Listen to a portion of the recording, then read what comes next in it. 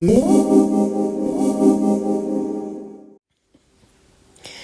Okay, so I do these back deck chats on occasion. I was, and they're really just about things that I've been thinking about and things I've been contemplating in the moment when I'm like trying to make sense of something that I'm thinking of. And I went on a long walk today because I was very much in my head and trying to reimagine things and set something new, a new way of doing things for clients and for some of the stuff that I offer. Because it just feels like you're always having to reinvent yourself to be relevant, which is really tiring if you're a solo entrepreneur and run your own business the way I do. But that's not what this video is about. So I was very much in my head and I was like, okay, well, I'm here by myself in The Hague right now because my honey is in Calgary and he's in Canada, visiting family and taking care of some stuff over there. So I was like, okay, I'm just going to walk. I'm just going to get out the door and I'm just going to go. And usually when I go for a walk, I have like a purpose place I want to go, or my husband and I, if we usually go for a walk every day. I'll go for an hour. We'll go for a long time, but we kind of have a destination place or like an idea in place of what we're going to do. Last night it was the beach. But tonight I was like, I was at the stage where I couldn't even finish sentences. I was like, I can't even. Just stepped out the door and I'm like, I'm just going to go where I feel like going. And I just went with the energy. And as I was walking, I was purposefully trying to turn off my brain and trying to do the kind of things that I would do in Calgary at the height of the pandemic, when I was really having a hard time with a lot of things, like most of us were, right? And I remember at the time, at the pandemic, I talked a lot with friends and people that I admire and colleagues, and we were talking about how like going out into nature and looking into nature for perhaps some answers, and just showing up on a walk with questions. Don't even need to formulate the full question, but just get a sense of what that question might be in your heart. So that's what I did. I went out for a walk and I was like, qu'est-ce que bleep? And I just walked.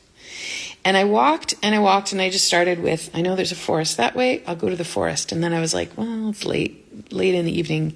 I don't feel safe walking in a forest by myself. I'll just start winding through the neighborhood. And then I was like, okay, I'm going to pay attention. I've walked and biked through this neighborhood maybe 3 times. I don't know well what's happening, what's going on. And then I was like, you know what's so cool about The Hague? And this is where I started to think about all these things.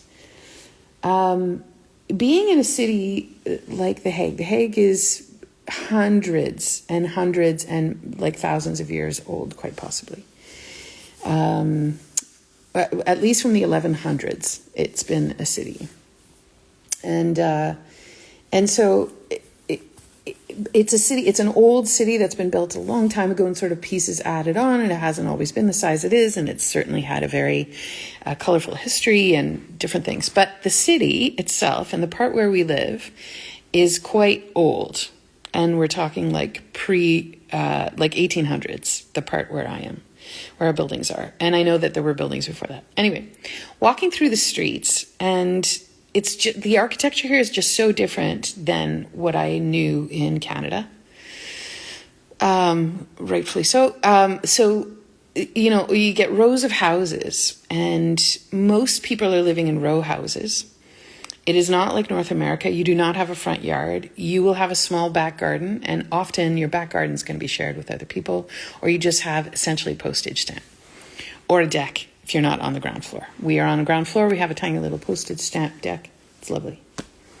But it's an entire block of a whole entire one big building with all these things connected. So row houses, yeah? And usually you have apartments. So, and the buildings are like, the front windows are on the street. We are on the ground floor, and the window that's right there is like street level. So anybody who's walking on our street can peek into my house. It's a very Dutch thing. You're just not supposed to look. You can, but you just don't linger because that's weird.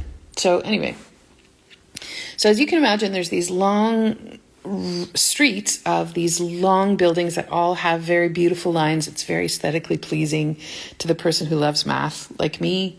But the streets themselves are not straight. And what I started to notice, I was trying to think of where places were in the city and how I get around on foot, and also on my bike, and how I was like, oh, it's not grids. And I've noticed this, I've paid attention to this. There's not grids in the city. There's roads, but no road is straight here. And there's not necessarily quadrants. There's not northwest, southwest. Like, it's really very organic. And there's a flow, always going back to the idea of flow. And these roads, I can take a road here and it winds around. And it's taken me such a long time to wrap my head around how the streets are built and how the neighborhoods come together and how different pieces are and how I get from A to B and why it feels like I went this way, but I actually went this way. Anyway, there's flow to the streets and there's an organicness to it. Yes, I'm rambling. I don't care. You don't have to listen to me if you don't want to. So, and I was contrasting that with what I was imagining my family to experience in Calgary, and Dean in particular, because he's there and we had a conversation today, and he's like, oh my God, I feel when I'm biking here, I'm taking my life into my hands. And when I'm in The Hague, it's so easy. There's a flow to it. There's magic to it. There's an awareness of it. And it's just a very, very, very different experience. Not only is it super straight here and there's hardly any hills. In Calgary, of course, there's hills. But the way that you're treated on a bicycle is so different. He says, you sometimes feel like you're taking your life in your hands when you're cycling through Calgary, whereas you do not get that feeling in The Hague at all. And people from away will come and they'll be like, I don't know how you guys bike here. It's kind of ridiculous. There's so many bikes.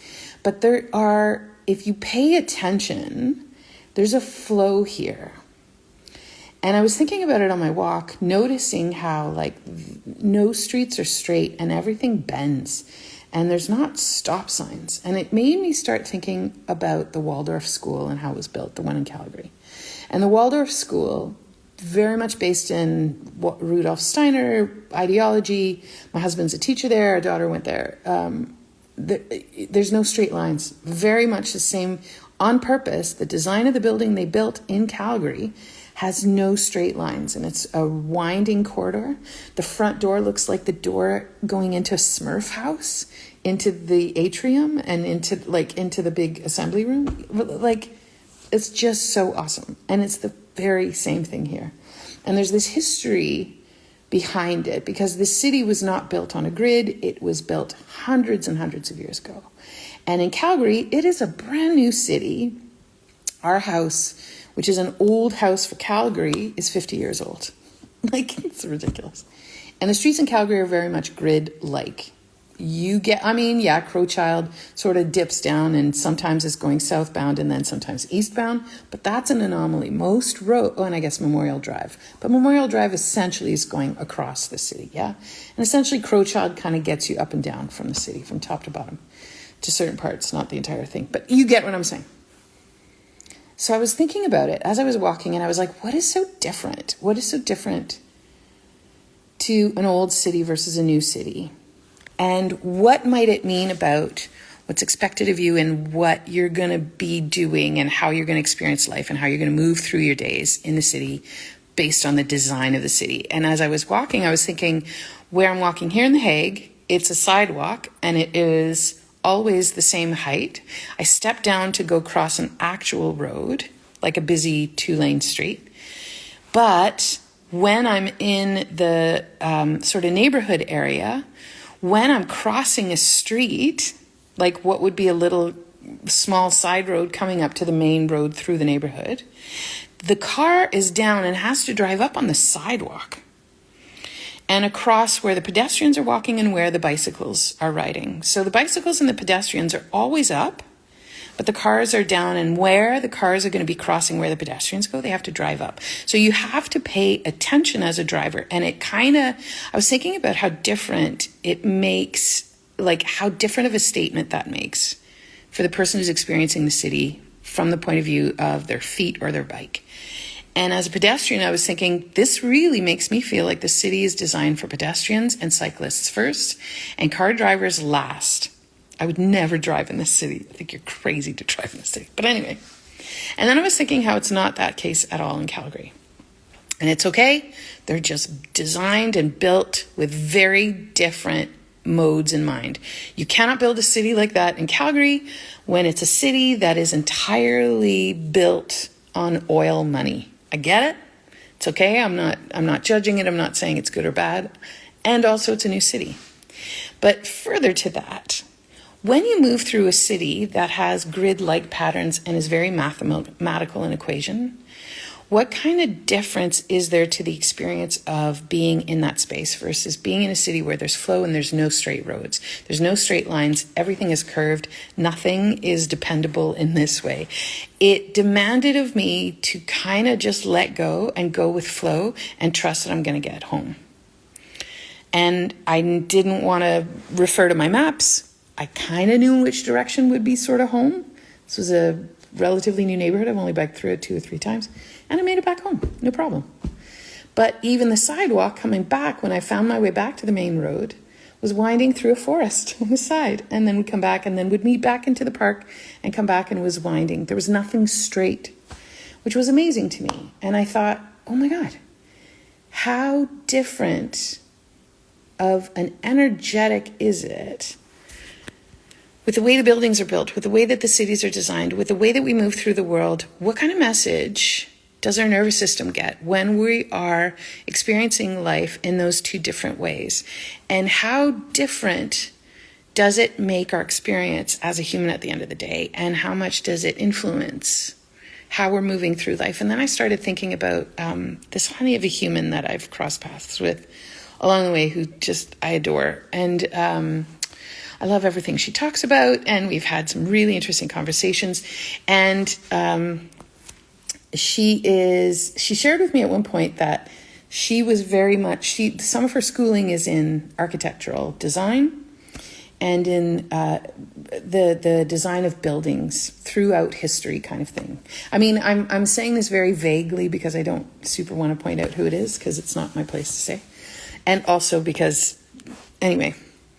And we were talking one time about how ancient buildings had a connection to a spiritual piece. And the design of buildings, when you look to like thousands of years ago buildings, and even like the pyramids in Egypt, right? Or the pyramids in other places in the world, like they had a connection to spirit and a connection to a higher something, where there was an acknowledgement of that. And I think we're missing some of that acknowledgement in some of the ways that North America and recently built cities are. And I wonder how much it's a reflection of how much we have shifted as humans and as the way that we see ourselves and build ourselves into the world. And perhaps as a reflection of how much we are divorced from the natural world, right? Steiner talked often about like no straight lines in buildings because there are no straight lines in nature. And when we build ourselves in these grids and in these straight lines, we are essentially telling ourselves on some level, that's the question, are we telling ourselves that we are separate from nature and we're not a part of nature? And I think about those comments that the Sunny said about like the building of buildings in the past would have honored a connection to something higher. And I don't know that we have that. I'm not saying we don't have it in Calgary. Have you ever been down to the Chinese Cultural Center downtown? It is unbelievably beautiful. We were very graciously invited to the Mormon church when it first opened up in the northwest of Calgary by sweet pals of ours. And my goodness gracious, if that is not the epitome of actually building a building that like is so very clearly connecting with a higher power, it is magical in that building. So I'm not saying we don't have it, but I'm saying in the way that our cities are designed and in the way that our way of moving through those designs, how much of what it is that we experience on a level we can't even attach a name to, a descriptor to, a way of seeing the world to, how much of the design of our world is contributing to our experience of it. And what has made me appreciate this so much is this walk tonight and this trust in the flow and the magic of flow and in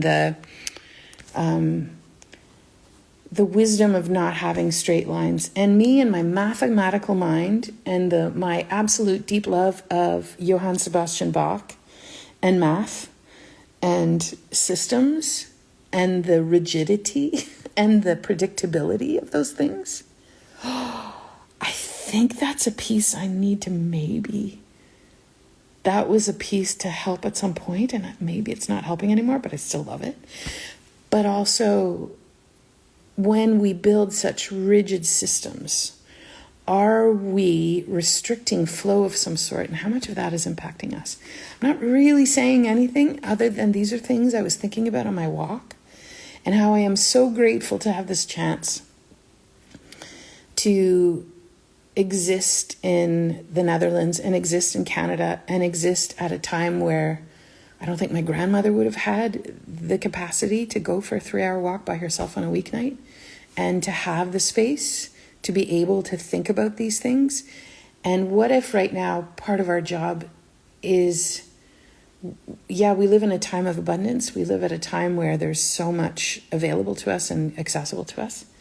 Is part of that creating space so that we can all potentially be composters of, like, what if this is also some of the work that needs to happen? Yeah, I'm in a place of privilege. I 1,000,000% recognize that. In a time where there's so much war and so much destruction and so much terrible, terrible stuff going on, like awful, horrible, dehumanizing shit, I am still going to go for walks. I'm going to do work outside of that as well to continue to dismantle. But I am also going to make time to marvel, to create that space for these percolations to happen, because I don't think it's by accident that we are at the most populated times in the space of what it is to be alive on this planet as a being. I think part of our job is to partially compost, to contribute to the composting cycle. And what do we need to compost? You can't just blindly compost and go, somebody told me I need to do this. To genuinely do the work, we have to, for those of us who are in a position to, I think the invitation is to open our hearts and to compost, not at a rapid pace, but in a flow, nothing linear. I don't know what I'm saying. Anyway, these are all things I'm thinking about. Please send me any things that this is pinging for you in conversation in DMs, because when people say things and share things, it kind of helps me continue to compost. And yeah, I'm so far away from all my people right now. I have some sweet friends here. I'm very lucky. But my deep talkers with whom I share these things are not in my circles right now. One comes back tomorrow. I'm so excited. But that's all. Bye.